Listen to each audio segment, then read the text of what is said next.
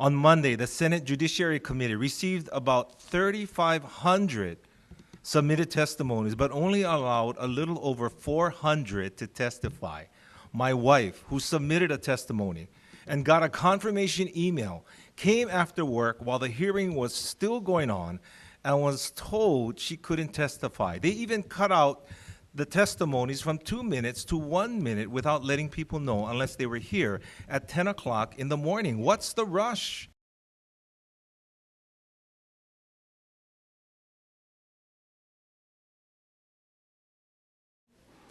I may be naive, but I came out to testify for the first time in my life at the Senate hearings, really believing that if enough people expressed valid concerns, they would be thoroughly considered and that we indeed could make a difference.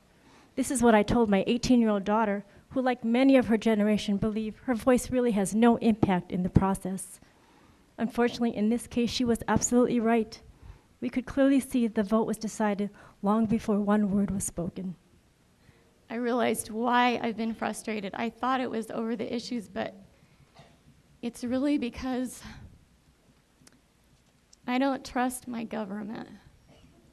And I want to register my strong objection to the process, the legislative process. You violated our constitutional rights. We were given notice that we would be able to testify. There are people here that are ready and willing to testify, but you've changed the process. You've cut off our time. It's unfair.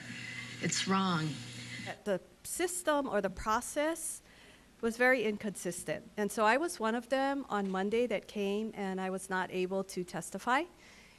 Hundreds of people were turned away from testifying before the Senate on Monday. In fact, each were given only a minute to speak. This bill should be given due process during the regular session where it can be properly discussed, deliberated, and examined as all other bills. I flew in from Kauai on the soonest flight that I could come in on. They told me that I couldn't testify. So they said, well, the best that we could do is for you to sit here and wait.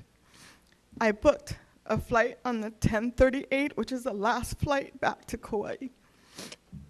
And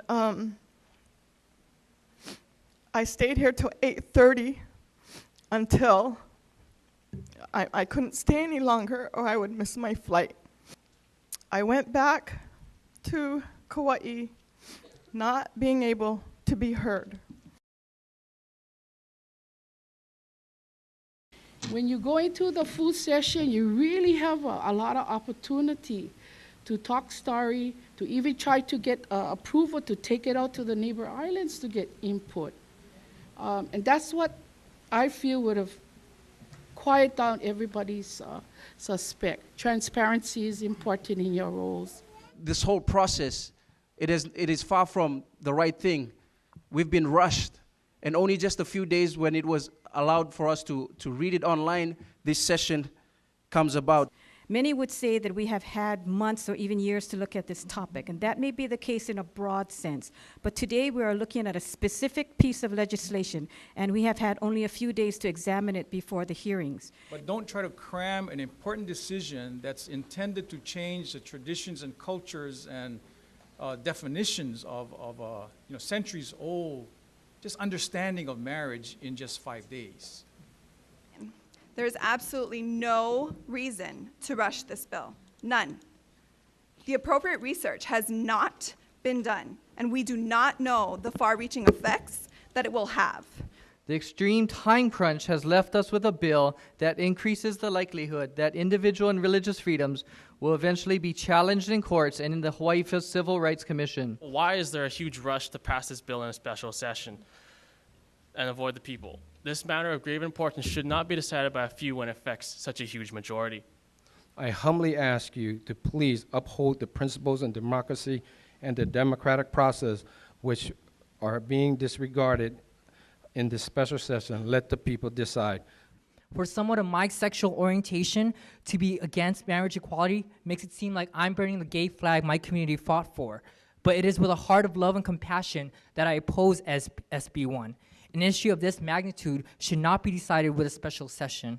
I share this as a means of finally coming out of the closet, not as a gay man, but someone who understands his values. What I mean is, I think you've heard repeatedly how inadequate the time frame has been. We sat through the Monday hearing in front of the Senate Judiciary, and it went very quick and abrupt. It got referred down, took a vote, and then bingo, we're here Thursday on Halloween. And I can tell you that there was some suspicion that the Thursday was selected because all the churches do their, Hallow hymn. And so that would have stagnated or limited those that could participate openly to testify.